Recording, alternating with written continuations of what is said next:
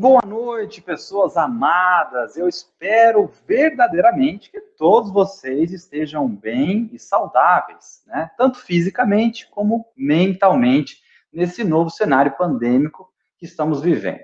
Bom, eu vou tentar trazer para vocês hoje aqui um panorama da situação atual do bem-estar dos cavalos de lida. E eu costumo sempre dizer que os cavalos de lida, eles formam um enorme rebanho invisível. Exatamente. Eu espero que no decorrer dessa nossa conversa e toda a prosa que vai se subsequentemente, vocês possam concordar com essa minha colocação, de que os cavalos de lida representam um enorme rebanho invisível.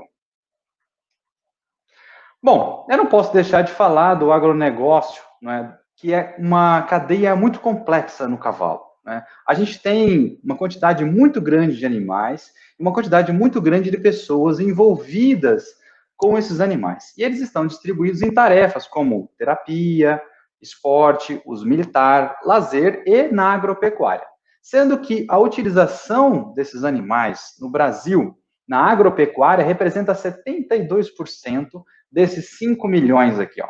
Então, é uma quantidade muito grande de animais que estão dentro das fazendas atuando, né, como cavalo de lida. Né? Claro que dentro desses 72, nós temos aí alguma porcentagem de animais que vão ser utilizados para tração, né, algumas granjas leiteiras, mas a grande maioria, 90% desses 72%, é aqueles animais que estão na lida com o gado, nas fazendas de gado de corte, tá?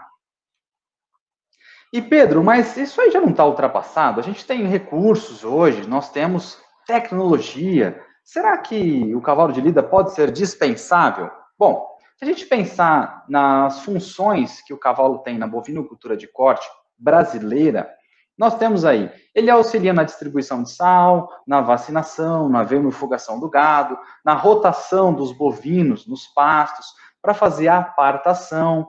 Em alguns locais ainda se faz identificação de cio e atração animal, certo? Então ele tem um desempenho fundamental na cadeia produtiva, tá? Da bovinocultura de corte.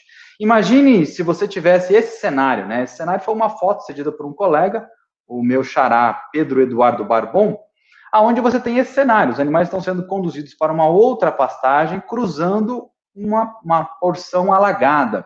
Como que você vai acessar essa região com um drone ou com um cachorro, certo? Então, o cavalo de lida ou com uma moto ou um quadriciclo, né? Ainda dependendo da região e das condições ambientais, é muito importante o emprego do cavalo nessas atividades.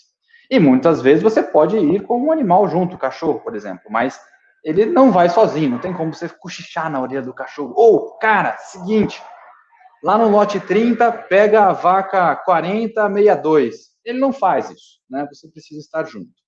E a questão dos drones já é algo um pouco mais tecnificado, que você precisa treinar e capacitar essa mão de obra, que muitas vezes é bastante desqualificada, né? Muitas vezes as pessoas estão numa faixa de analfabetismo ou até analfabetismo funcional. É um pouco complexo isso, tá? Então, eu só quis mostrar isso para vocês, para dizer que ainda em 2020, no cenário brasileiro, nós temos uma importância muito grande para o cavalo, né, para a atividade que ele desempenha junto às fazendas de bovinocultura de corte, certo?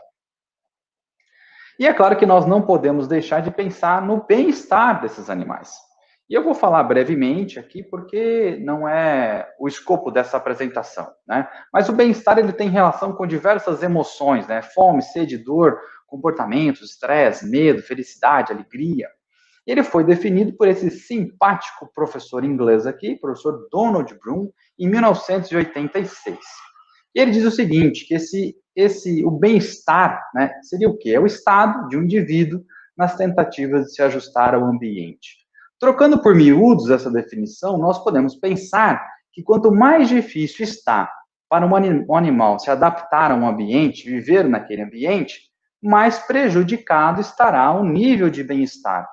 Tá? E essa definição tem 3 pilares importantes que nós não podemos deixar de mencionar. O primeiro deles é o estado, ou seja, bem-estar animal, ele sofre alterações temporais. Se eu mensurar o bem-estar de um animal hoje, ele pode ser um valor, amanhã será outro, daqui 10 anos outro.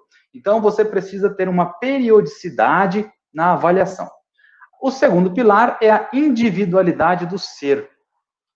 Cada animal terá as suas particularidades, né, sua carga genética e também a sua influência ambiental no decorrer da sua vida, suas experiências prévias.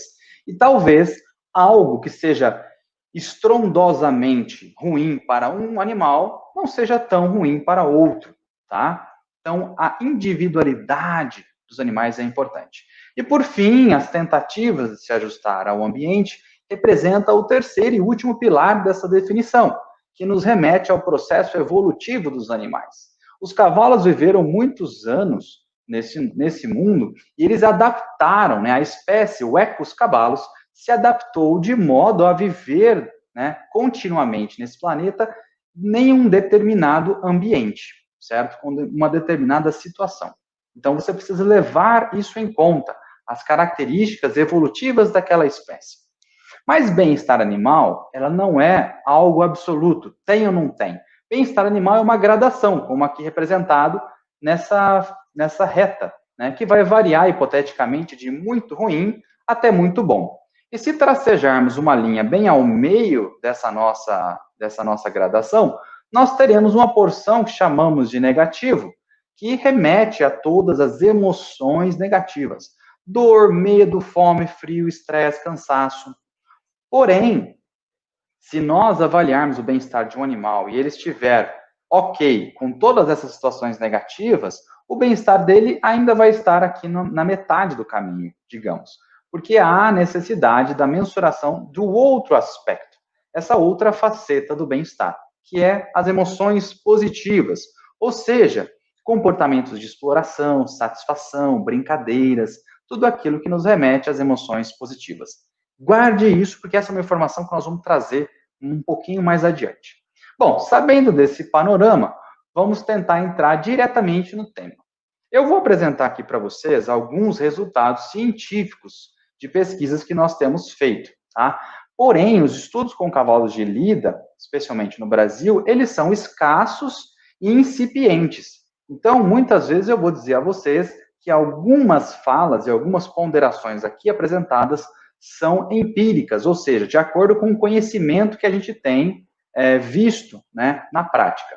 Mas essa, particularmente, foi uma pesquisa que nós fizemos no estado do Mato Grosso, né, nessa região específica, que é a região da Barra do Garças, né, uma porção do Vale do Araguaia, que foi uma parceria entre o Grupo Ético e a Agropecuária Orvalho das Flores, que é coordenada pela maravilhosa Carmen Pérez, que muito esforço fez para abrir as portas de 7 fazendas para nós lá no Mato Grosso. Então, o pessoal permitiu com que eu visitasse essas fazendas e avaliasse 141 equídeos através de 22 indicadores que foram baseados em protocolos já estabelecidos para cavalos encocheirados, tá? E nós conseguimos perceber, né, graças à querida Laura, que é a estagiária lá do Grupo Ético, que muito gentilmente vem empenhando esforços também para arrumar esses dados e trabalhar esses dados junto comigo, né? Então, a gente começou a perceber que existem alguns problemas de bem-estar, de modo geral, nessas fazendas, tá? Então, aqui nós temos uma análise de componentes principais, tá? E eu tenho aqui apenas alguns indicadores, porque eu fiz uma mineração de dados. Eu selecionei alguns dados, né, dentre aqueles 21 indicadores, eu excluí aqueles que não tinham variabilidade, tá? Não vou me adentrar nisso, mas é basicamente que não variavam, né? Por exemplo, prolapso retal. Nenhum animal apresentou prolapso retal, então não faz sentido você incluir esse indicador nessa análise. Então, nós separamos esse indicador. E nós conseguimos perceber que as fazendas estão localizadas nessas elipses, tá? Então, cada elipse de cor diferente é uma fazenda, tá? É a concentração dos animais. E cada pontinho desses são os animais. A gente consegue perceber que eles estão concentrados ao centro. E algumas fazendas, a fazenda verdinha, a fazenda preta, estão tendo um maior destaque desse grupo, né, desse agrupamento de fazendas, tá? E aqui nós temos os indicadores avaliados, né, score corporal, lesão na boca, lesão no corpo, situação dos cascos e aproximação forçada, tá? Que é um teste comportamental que a gente faz. Nós conseguimos perceber também, fazendo uma somatória total desses 5 indicadores, que as fazendas, né, de um nível aí de 0 até 10, elas apresentaram, no máximo, a pontuação mediana, né, 6. Né? Então, aqui está a distribuição das 7 fazendas. É claro que algumas delas têm uma melhor situação no bem-estar, ou seja, menos problemas, ou seja, quanto o score mais baixo, menos problema nós vamos encontrar. Quando o score é mais alto, mais problemas de bem-estar nós vamos encontrar. Né? Tem fazendas que têm mais problemas de bem-estar, né? E outras que têm menos problemas de bem-estar. Mas, de modo geral, elas estão bastante parecidas, né? Com relação a esses indicadores. Mas nós podemos, já de antemão, dizer que existem alguns principais problemas com relação ao bem-estar dos cavalos de lida, que são a existência de lesões na boca, a existência de lesões no corpo e negligência dos cascos. E também uma certa reatividade à aproximação humana. Quando o humano tenta se aproximar, o animal reage, o animal se esquiva, ele tenta evitar o contato com o humano. O contato com o humano, a gente pode, talvez, trazer isso, não só do processo de pré-doma e encabresteamento, doma em si, mas também a rotina que esses animais são submetidos no dia a dia, não é? Será que é uma rotina gentil? Né? A gente vai, talvez, discutir isso um pouco ao final. Aí tem especialistas que vão poder falar um pouquinho melhor sobre isso. E é claro que nós temos lesões na boca, muitas vezes decorrente ao mau uso de embocaduras, ou muitas vezes de embocaduras extremamente agressivas, né? E o mau ajuste da sela, por exemplo, para as lesões no corpo, tá? De modo geral, o score corporal não foi grande problema. Os animais não estavam caquéticos ou super obesos, por exemplo, tá? Então, isso não tem sido um problema super importante para os cavalos de lida. Esse é um primeiro resultado. E aí, a gente precisa investigar outras questões, como, por exemplo, a jornada de trabalho, né?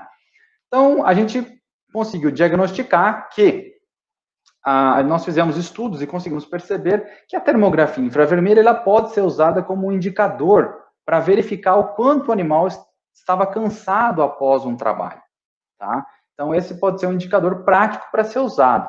Porém, você precisa ter esse equipamento, o que às vezes é um pouco complexo. Então, nós pensamos em utilizar o comportamento. Foi quando a gente fez essa parceria internacional, como bem o Vitor situou no início, com a Suécia, e a gente conseguiu perceber alguns comportamentos que eram importantes, né, quando os animais estavam cansados. O mais importante deles é esse comportamento que vocês estão vendo aqui dessa égua, que é a troca de apoio entre os membros torácicos, tá? Então, vocês estão vendo nesse desenho, né, que há apenas um relaxamento do membro, tá? Ele não fica grande período fazendo isso, né? É muito rápido. Esse desenho foi feito pela querida Maria Júlia, tá? Se vocês contactarem ela é muito boa em desenhos e é fantástica, tá bom? Mas a gente precisa lembrar que todo comportamento, ele pode causar respostas que vão interferir, né, no comportamento que você quer avaliar em si, né? Ou seja, o cavalo pode ter medo de você ou curiosidade.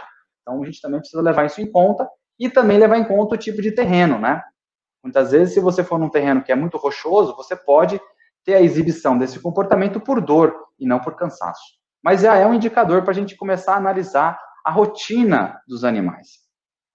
Além disso, nós estamos também estabelecendo uma parceria com a simpática Júlia de Carvalho, lá do LAFEC, de Jabuticabal, para a gente começar a analisar o que nós chamamos de workload, ou seja, a carga de trabalho. O quanto custoso é a carga de trabalho dos equinos que fazem parte na fazenda de gado de corte. Nós conseguimos perceber, né, pela concentração de lactato, que não aumenta exponencialmente após o trabalho, mesmo a creatina quinase, que é uma outra enzima marcadora de dano muscular, não há um aumento exponencial, tá? E, obviamente, né, por outros indicadores que eu aqui não vou esclarecer para vocês, nós conseguimos perceber que eles realizam um exercício que nós chamamos de submáximo, ou seja, é um exercício de longa duração porém de baixa intensidade. E isso muitas vezes acontece num cenário de sol escaldante, tá? E isso gera um aumento das proteínas totais, tá? E muitos desses animais, praticamente a metade dos animais que nós avaliamos nesses estudos aqui, eles estavam com algum grau de desidratação no pós-trabalho. Então, isso nos remete a pensar que eles precisam ter a disponibilidade de água no intervalo do trabalho e assim por diante. Outro problema recorrente que eu falei para vocês são as marcas, né? Ou seja, o mau ajuste dos equipamentos. Isso aqui são sinais de lesão. Quando o animal tem uma pelagem castanha e há um crescimento de pelo de cor destoante, é porque há uma lesão. Aqui por conta da barrigueira e aqui por conta do mau ajuste da sela, tá? Na cernelha. Isso é um problema tão grande que nós fizemos um estudo, né? Isso foi iniciação científica da Thaís, uma parceria dela do LAFEC com o ético, para analisar dois tipos de arreio. Tá? Um arreio que tem armação e um arreio que não tem armação. Bom, o que nós fizemos? A gente submeteu os cavalos a esse teste, né, em esteira, né, onde nós colocamos um enchimento pesando 66 quilos e colocamos os cavalos na esteira, andando em exercícios submáximos, né, tentando mimetizar a situação do cavalo de lida. Então, o passo e também o trote, tá? Mimetizando. E embaixo dessa estrutura, né, desse manequim, era posicionada uma manta sensível à pressão, tá? E a gente conseguiu perceber alguma coisa interessante. Por exemplo, quando você tem a utilização do arreio com armação, que é esse arreio aqui, que ele é rígido, você tem uma melhor distribuição da força de pressão. Então, percebam nesse gráfico que você consegue perceber aqui, os picos de pressão estão concentrados nos longíssimos dorsos. E você tem um vale aqui, né? O que tem nesse vale? É a coluna vertebral, o processo espinhoso. Eu não quero ter distribuição de peso aqui. Eu quero só na região realmente que tem músculo, tá? E aqui você não vê a formação de nenhuma mancha seca. Quando nós vamos para um cenário onde temos as células sem armação, que é o famoso arreio cutiano, banana, não é? A gente percebe um outro cenário. Primeiro, tem uma desigualdade na distribuição da pressão, tá? Esse gráfico aqui é do passo e esse é do trote. Só intensifica, basicamente mostra a mesma coisa. Mas você vê que ele se concentra na região da frente, logo abaixo da onde está posicionado o peso, ou seja, o peso não distribui ao longo do longíssimos dorsos, né? Ao longo dessa musculatura. Ele se concentra nessa região aqui, bem aí embaixo, da onde seria o peso do cavaleiro. E ele também tem pressões no meio, ou seja, na coluna vertebral, onde eu não quero que tenha nenhum contato.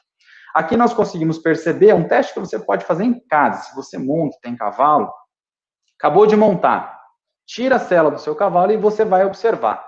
É para ter um processo de sudação completo aqui, tá? Por que aqui está suado, tem essa mancha molhada, e aqui tem essa mancha seca?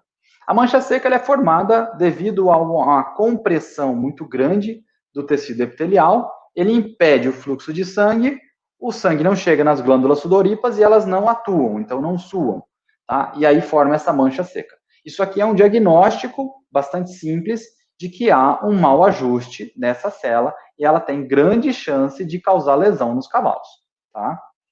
Então, isso é muito recorrente nos cavalos de lida. Mas além disso, que eu estou falando de coisas sofisticadas, os manejos básicos, elementares, escovar o cavalo antes, limpar a manta, trocar a manta, utilizar, por exemplo, um couro de bode, né, pelo com pelo, para você aliviar o atrito, ter um intervalo, o que você faz nesse intervalo? Não deixa o cavalo amarrado, tira o arreamento, libera ele para ele pastar, libera ele para ele beber uma água, dá um banho após o trabalho. Isso são coisas que normalmente não são feitas, tá? São, assim, elementares e muito preocupantes, tá? Essa é uma das informações que eu estou falando para vocês que é empírica, tá? Isso aqui eu sei de estar lá trabalhando com o pessoal, conversando com eles, trocando ideias, e empiricamente eles passam essa informação para a gente vê isso, tá? Então, é um pouco complicado. E para resumir e finalizar a minha fala, eu queria apresentar esse resumo, né, do que seria o cavalo de lida. Eu espero que aqui vocês talvez concordem com a minha opinião de que os cavalos de lida representam um enorme rebanho invisível. Enorme rebanho, eu acho que vocês já estão, né, um pouco pressupondo a minha ideia, porque a maior parte dos cavalos que nós temos no nosso país, né, 5 milhões de cabeça, são animais que estão na lida com o gado. Só para vocês terem ideia, essa é quase a mesma quantidade de cavalos que tem na Europa inteira. Então, nós temos uma quantidade muito grande de cavalos. E a maior parte deles está atuando como cavalo de lida. Normalmente, alguns manejos elementares básicos, tá, como casqueamento, ou não é feito, muitas vezes é feito sem o instrumento apropriado, de forma totalmente sem os elementos necessários. Todos os processos dolorosos, como por exemplo, identificação, marcação a fogo, né, ou castração, elas são realizadas sem qualquer tipo de alívio da dor, ou seja, sem analgésico, sem anestésico local, sem anti-inflamatório. A rotina de trabalho, ela é pesada e você precisa ter intervalos, isso não é levado em conta. Muitas vezes, o vaqueiro tem à disposição 5 cavalos, mas ele usa só 2 ou 3, porque ele gosta mais. Mas será que ele gosta mais desses 2 ou 3, porque eles trabalham mais e estão mais acostumados, né? O conjunto vaqueiro-cavalo está mais ajustado? Não é? Então, precisa pensar nisso. De forma geral, eles não recebem nenhum tipo de vacinação, não há uma preocupação com endoparasitas, né? Algumas fazendas oferecem, né, a desverminação dos animais. Tratamento odontológico é uma utopia, né? Eu conheço apenas 2 fazendas que fazem isso, que é da Carmen Pérez e do marido dela, né, do Frederico Simeone. Então, são 2 fazendas que enxergam um pouquinho além, não é? Enxergam um pouquinho além. Tratamento para ectoparasitas é muito raro, né? Muitas vezes esses animais convivem com esses bichos. As instalações são bastante precárias, né? Ou seja, a pastagem não é a pastagem adequada para a espécie ecos cavalos, o tipo de cerca muito menos, não tem proteção contra intempéries, então as instalações são bastante precárias. É difícil numa fazenda você ter, por exemplo, um tronco de contenção para equinos. E aí, muitas vezes, se você precisar fazer um medicamento, se você precisar fazer uma cura de uma ferida, você vai colocar esse animal aonde?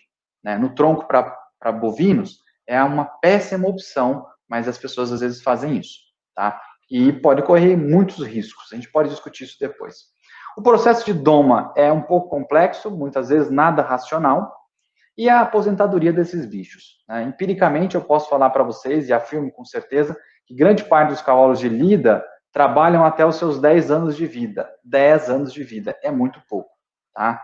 E às vezes, ou pelo menos na maioria dos casos, não existe uma aposentadoria, existe um encaminhamento para o abatedouro. Então, esse é um outro ponto que talvez a gente possa discutir. Pô, Pedro, mas você só falou de coisa ruim, cara. Você só falou de bem-estar negativo, coisa ruim. Vamos falar de coisa boa? Vamos falar de coisa boa. Os cavalos de lida vivem numa situação oposta dos cavalos encocheirados. Então, eles têm acesso a um pasto, mesmo que não é aquele mais apropriado, mas eles conseguem forragear, né?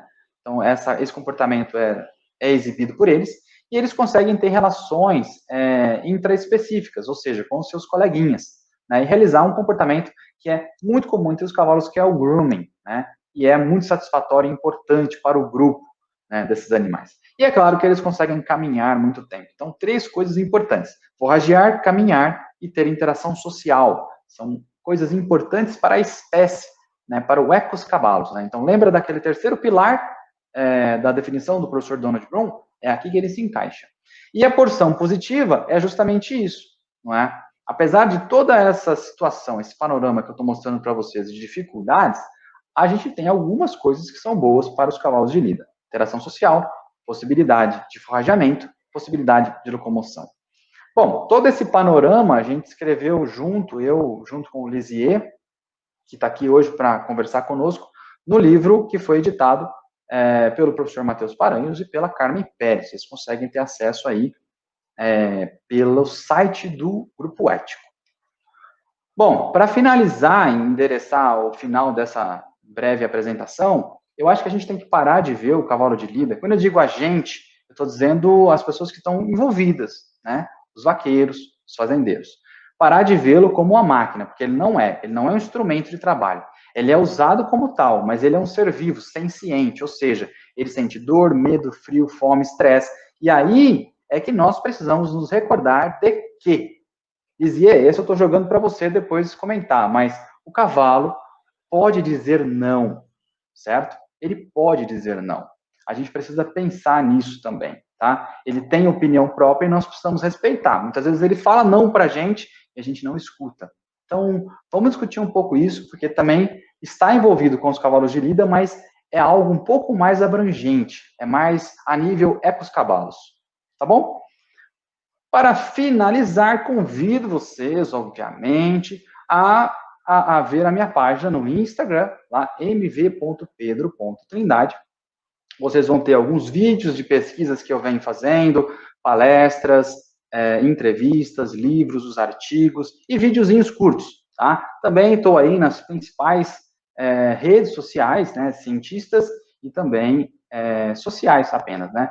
Como LinkedIn, ResearchGate, Currículo Lattes, Facebook. E muito em breve vou condensar as palestras, apresentações, todas elas lá no canal, no YouTube. Então, vocês vão poder ter acesso a essas informações aí, que eu acho muito legal de aproveitar esse cenário pandêmico para fazer isso. E também, é claro, divulgo aqui o nosso novo site do grupo que eu faço parte hoje em dia, que é o Animal Pain, que nós trabalhamos com a avaliação de dor em animais. Então, gatos, animais de laboratórios, cavalos, cachorros, bovinos, suínos, ovinos, caprinos. Vocês vão encontrar muita informação lá.